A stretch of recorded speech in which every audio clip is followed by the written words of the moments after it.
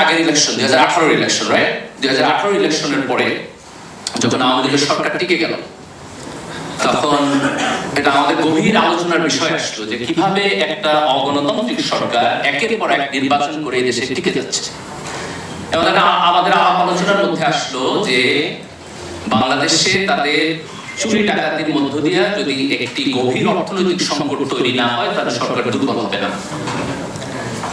এবং এই অর্থনৈতিক সংকট না হওয়ার কারণ হচ্ছে, আপনারা দেখছেন হাজার হাজার কোটি টাকা চুরি করেছে, কিন্তু তারপরে এখানে অর্থনৈতিক সংকট ওই পরিমাণ প্রকট হয় নাই।